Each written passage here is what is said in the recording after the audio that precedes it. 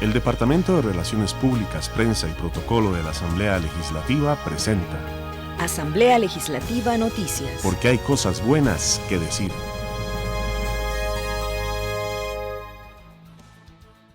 Plenario Legislativo imprueba liquidación del presupuesto del año 2019. Diputados reprochan a exjerarca de Limas por guardar silencio en caso UPAD. Legisladores cuestionan silencio de polémicos proveedores de material hospitalario de la Caja Costarricense del Seguro Social. Inicia discusión en Comisión de Hacendarios del presupuesto nacional para el ejercicio económico del año 2021. Vamos al detalle de las informaciones. Mediante una sesión del plenario legislativo que será pública, los legisladores conocerán los informes sobre las actuaciones de la defensora de los habitantes, Catalina Crespo, en el manejo de la información sobre el caso de la Unidad Presidencial para el Análisis de Datos UPAD. En dicha sesión, los diputados decidirán si mantienen o no a la defensora de los habitantes en su cargo. Será una discusión pública donde se le citará a la defensora de los habitantes para que ejerza el derecho de defensa que le corresponde.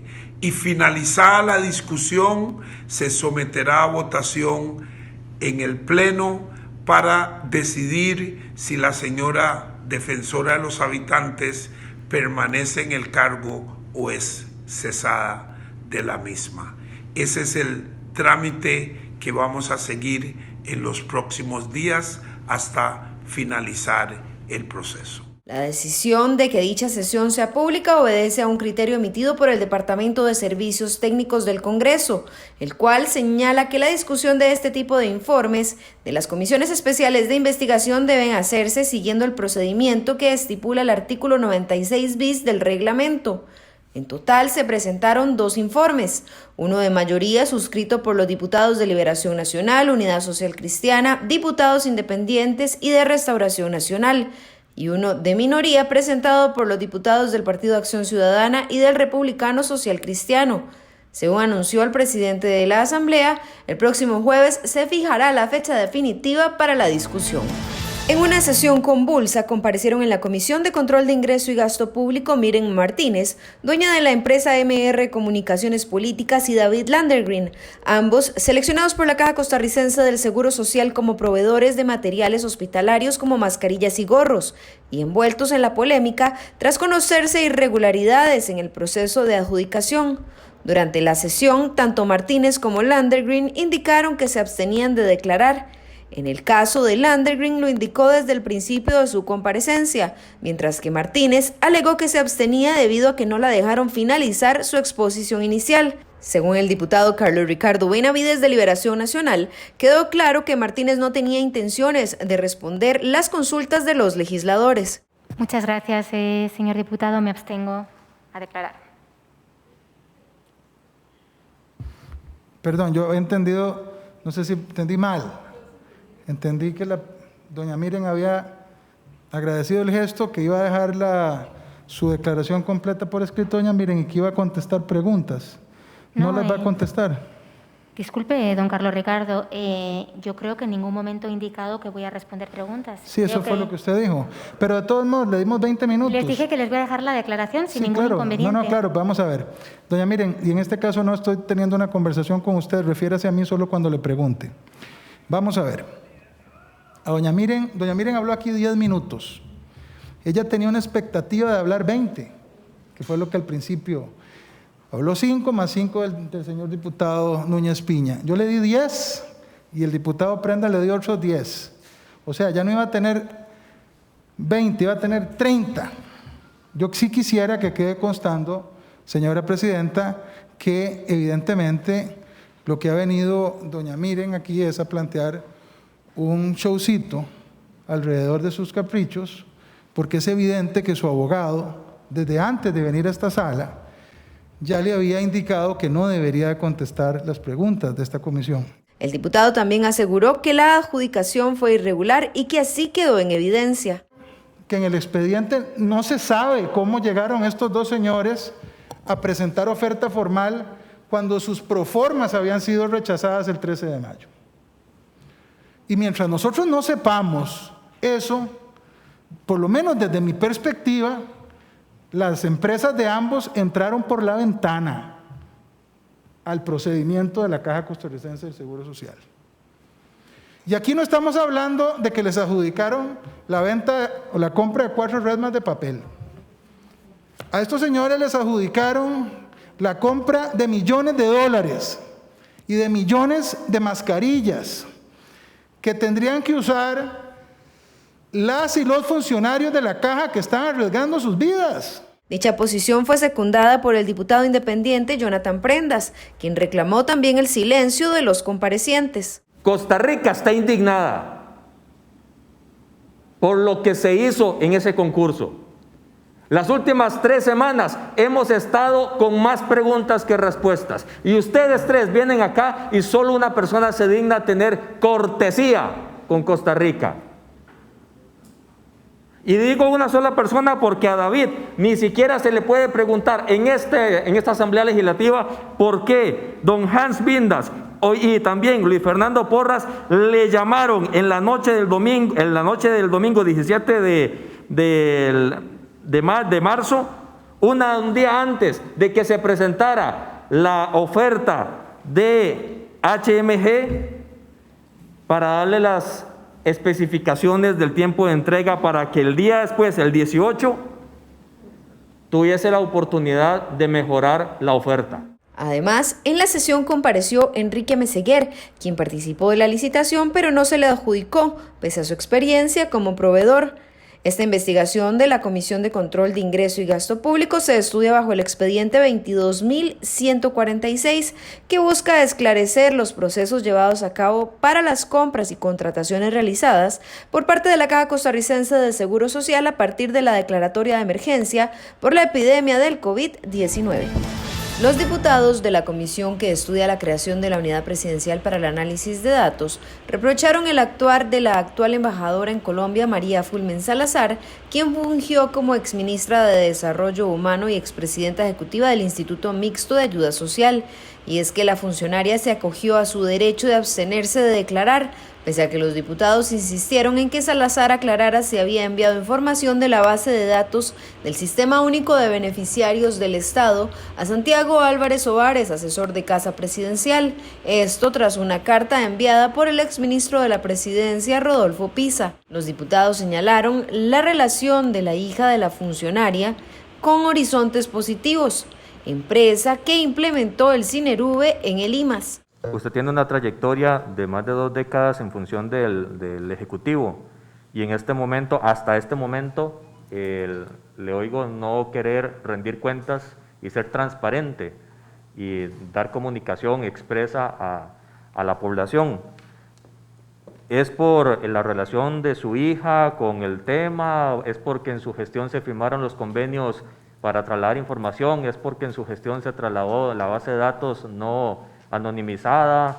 ¿O porque simplemente usted no quiere ser transparente con la población? Señor diputado, siempre en mi trayectoria laboral, en los puestos que he desempeñado, he sido y sigo siendo transparente. Entonces, ¿por qué en esta ocasión no? Como he dicho, tal y como he indicado hoy durante la mañana, en este caso me abstengo de contestar. El exministro de Desarrollo Humano y expresidente ejecutivo de IMAS, Emilio Arias, también compareció ante los diputados de esta comisión. Él aseguró no haber facilitado datos del IMAS a otras entidades durante su gestión.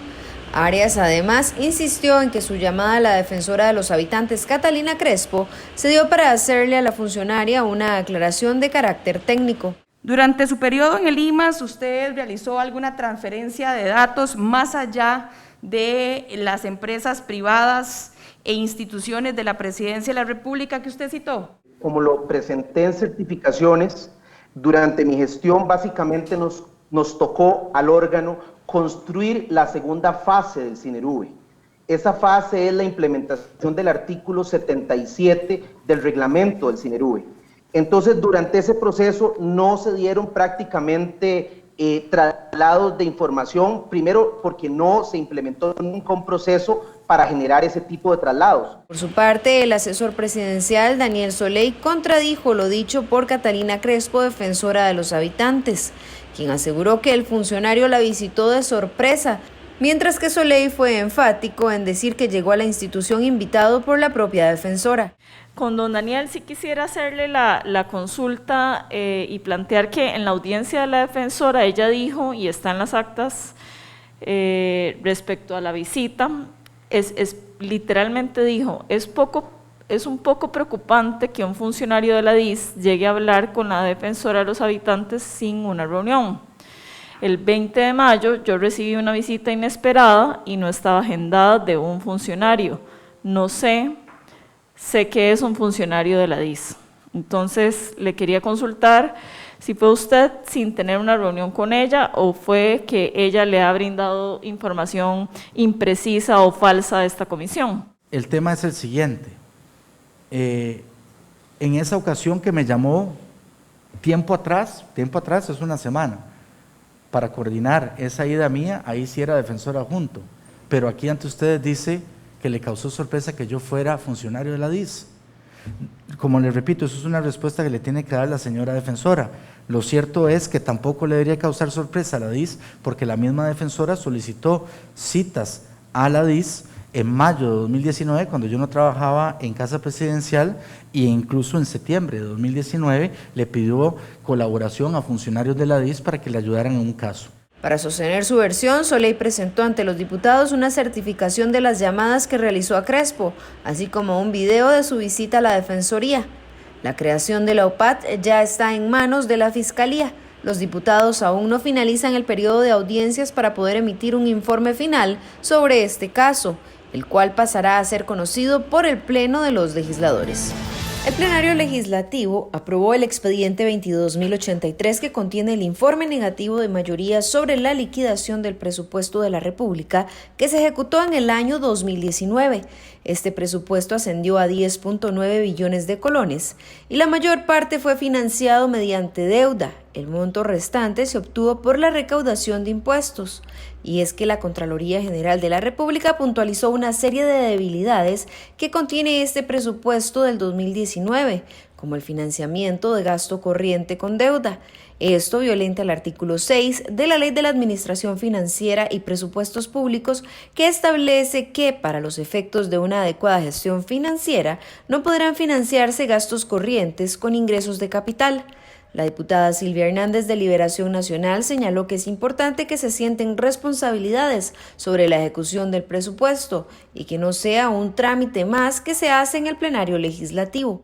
Es obligar a esas instituciones a que hagan los cambios. Y para eso esto completa, insisto, el ciclo del presupuesto. Hoy deberíamos de definir qué recursos se van a condicionar en el presupuesto que viene el otro año. Señoras y señores diputados, lo dejamos pasar en blanco otra vez. De eso debería de ser nuestra discusión. No solo de lo que trae el informe, porque ya puse algunos ejemplos de por qué sí es importante, sino de cómo cambia lo que dice el informe que está mal. Si no, solo nos volvemos un simple tramitador de lo que ya está puesto en un informe. Shirley Díaz, diputada de la Unidad Social Cristiana, reclamó que el gobierno no está siendo eficiente para ejecutar las obras de una manera ágil y al menor costo posible. El gobierno tampoco está siendo eficiente en cuanto a revisar y poner en ejecución obras al menor costo posible. No podemos seguir aprobando, compañeras y compañeros, presupuestos si no se miden su rendición de cuentas en función de resultados y que los mismos sean palpables para la ciudadanía. La legisladora oficialista Laura Guido dijo que en este presupuesto se disminuyó el pago de intereses de la deuda.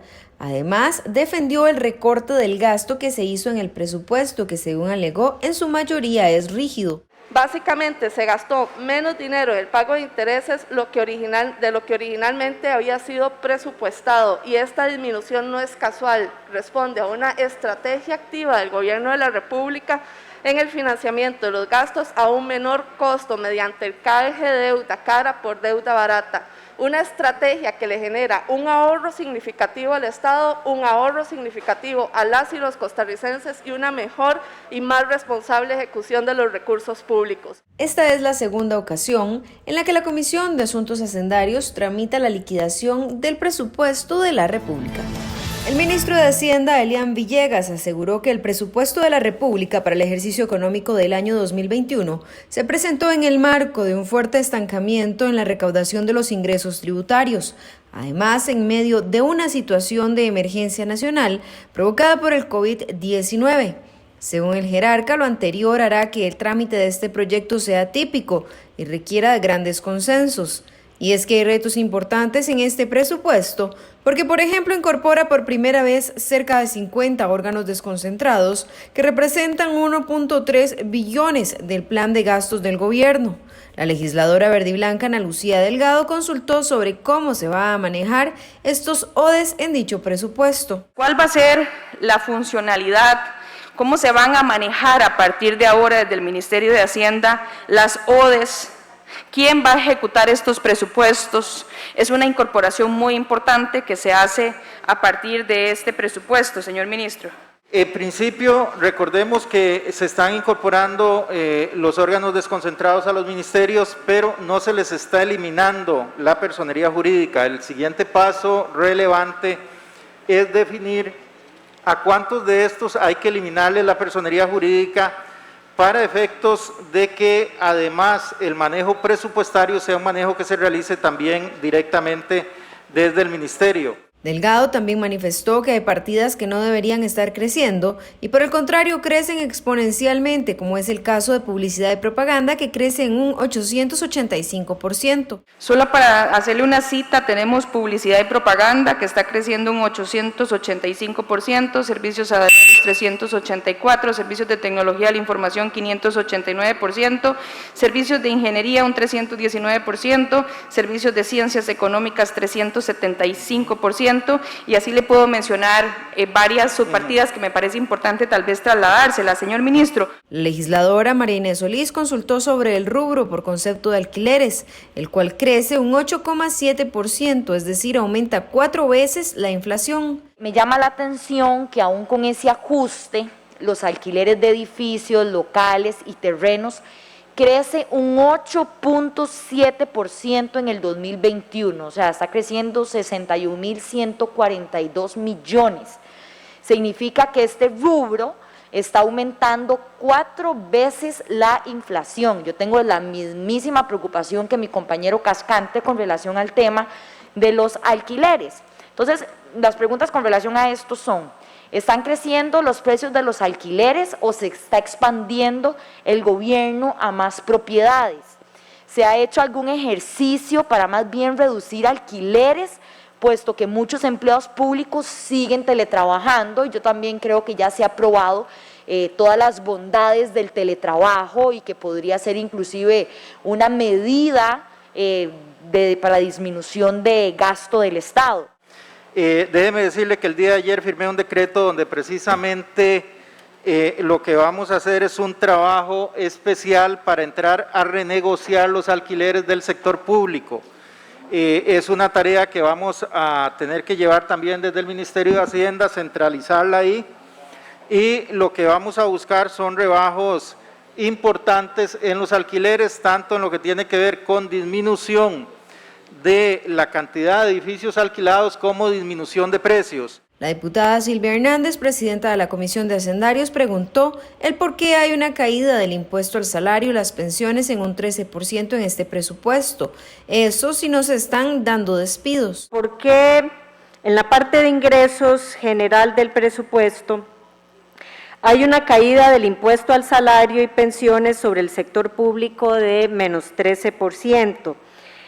Me surge la duda y quisiera que usted nos pueda aclarar si no se están dando despidos ni reducción de jornadas en el sector público, ¿por qué cae el impuesto al salario y pensiones sobre el sector público un menos 13%? Los diputados también pidieron al ministro puntualizar sobre los requerimientos de financiamiento del presupuesto y el plan para bajar el pago de intereses y colocar títulos a largo plazo y no a corto plazo. Además, los legisladores solicitaron al jerarca que detallara la tasa de interés a la que se estaría captando la deuda interna. El presupuesto presentado por el gobierno para el año 2021 asciende a poco más de 11,4 billones de colones, de los cuales un 54,9% se financia con deuda y el restante 45,1% con impuestos. El 71,4% de este plan de gastos corresponde a gasto corriente y el 5% es para gasto de capital o inversión. Según datos proporcionados por el ministro de Hacienda, este año el déficit fiscal cerrará en el orden del 9,3% del Producto Interno Bruto. Además, aseguró que el próximo año el gobierno necesitará cerca de 10.000 millones de dólares en préstamos para cumplir los compromisos que establece el presupuesto. La ministra de Planificación y Política Pública, Pilar Garrido, le expuso a los diputados de la Comisión de Asuntos Hacendarios el presupuesto que acompañará a su entidad durante el año 2021. Según Garrido, su plan de gastos designa un 45% al INEC, un 39% a Mideplan y un 10% al Fondo de Preinversión. Además, la jerarca manifestó que en total hay una disminución del 6,06% en este presupuesto del 2021. El legislador del Partido Republicano Social Cristiano, Otto Roberto Vargas, consultó sobre si su presupuesto cumplía la regla fiscal constitucional, y es que el censo del Bicentenario planeado por esta institución tendrá un costo de 9.426 millones de colones y se realizará a partir de junio del próximo año. Quisiera saber cuál es el costo total de este censo, luego si es cierto que se le levantó la aplicación de la regla fiscal al INEC, para poder completar los recursos que necesitaba para este censo. Y la tercera pregunta quizás es la que más me preocupa de todas.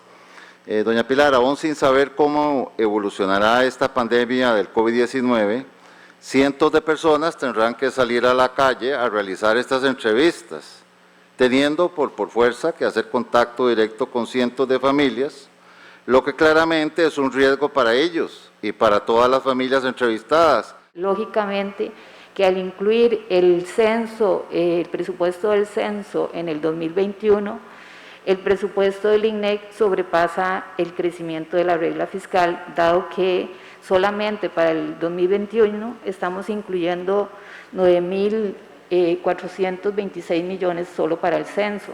Si quitáramos el censo, el presupuesto del INEC, lógicamente que sí cumpliría con la regla fiscal. Entonces es un tema que estamos trabajando con las autoridades. En efecto, en medio de esta pandemia y la crisis en la cual estamos pasando, viene a hacernos replantear la forma en que hacemos la recolección de la información y el reto que significa poder hacer esa recolección en campo. Actualmente nosotros seguimos con un operativo telefónico y presencial. Y para el censo, que es una operación estadística muy compleja, como les decía, ahora en noviembre vamos a hacer el censo piloto y vamos a probar diferentes técnicas para la recolección de la información. Los diputados también le consultaron generalidades a la ministra sobre el presupuesto nacional. El diputado verdiblanco Gustavo Viales le preguntó a la jerarca sobre las acciones que se hicieron desde el Mideplan para vincular los órganos desconcentrados al presupuesto. Yo quisiera saber qué opina el Ministerio de Planificación, después de aprobada la ley en esta Asamblea Legislativa, sabiendo el transitorio de plazo para poder hacer las correcciones apropiadas, ¿cómo piensan operativizar el proceso una vez vinculado el presupuesto, pero manteniendo las personerías jurídicas y un plan de mando que dirige de una forma distinta estos órganos desconcentrados?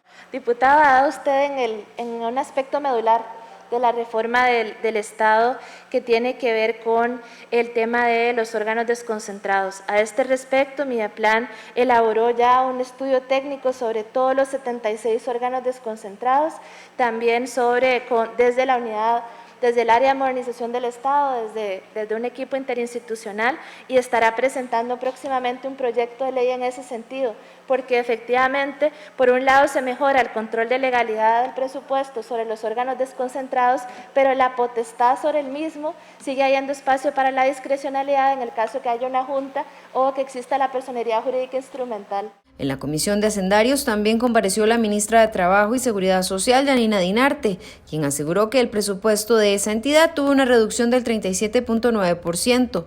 María Inés Solís, legisladora de la Unidad Social Cristiana, preguntó el por qué no vienen recursos para el bono proteger en este presupuesto del 2021, a lo que la jerarca respondió que ya se han ejecutado todos los recursos disponibles, que por ahora están pendientes, recursos que provienen del Banco Interamericano de Desarrollo para el Programa Nacional de Empleo y Turismo, pero todavía no se han aprobado en la Asamblea Legislativa. Estos recursos serían incluidos en un presupuesto extraordinario, ya sea durante este año o el próximo. Hemos notado que en este presupuesto no vienen recursos para el bono proteger. Existe la posibilidad, me imagino, de que vayan a ser posiblemente incorporados vía presupuesto extraordinario. Tenemos el empréstito del proyecto del BID para el bono proteger, que recién ingresó a la Comisión de Asuntos Hacendarios. Lo que quisiera saber es qué están planificando para la ejecución de esos recursos en caso de que sea aprobado. ¿Ejecución con un extraordinario para el 2020 o ejecución para un extraordinario para el 2021? Efectivamente, en este presupuesto no vienen contemplados recursos para proteger hasta el momento, en razón de que ya prácticamente tenemos ejecutado la totalidad de los recursos y lo que nos queda está comprometido y se terminará de asignar durante este periodo. Lo único que estaría pendiente de incorporación sería efectivamente los recursos del empréstito con el BID. Como ustedes saben, estos recursos contemplan no solo recursos puntualmente para el bono proteger, sino que también contemplan unos rubros que serían fundamentalmente para el Programa Nacional de Empleo, para generar subsidios puntualmente de empleo, ya no subsidios de desempleo, y también para subsidios salariales al sector turístico. Por supuesto, no podría contemplarse en este presupuesto porque no son recursos que hayan sido aprobados por esta Asamblea Legislativa y por respeto no podríamos hacer esta incorporación de los recursos. Si los mismos fueran aprobados este mismo año, por supuesto que atendiendo la necesidad tan imperiosa que tienen las personas afectadas laboralmente, pues lo ideal sería presupuestarlo este mismo año. El trámite del presupuesto nacional para el ejercicio económico del año 2021 durará cerca de 2 meses en la Comisión de Asuntos Hacendarios, para luego pasar al plenario legislativo, donde deberá quedar aprobado antes del 29 de noviembre de este año. El Departamento de Relaciones Públicas, Prensa y Protocolo de la Asamblea Legislativa presentó Asamblea Legislativa Noticias. Porque hay cosas buenas que decir. Si tiene alguna consulta sobre el Congreso, puede visitar el portal legislativo www.asamblea.go.cr. Además, puede seguir las transmisiones del plenario en dicha web a las 2:45 de la tarde de lunes a jueves. En YouTube somos Parlamento CR, en Facebook somos asamblea.legislativa.costarrica y en Twitter nos encuentra en @asambleacr.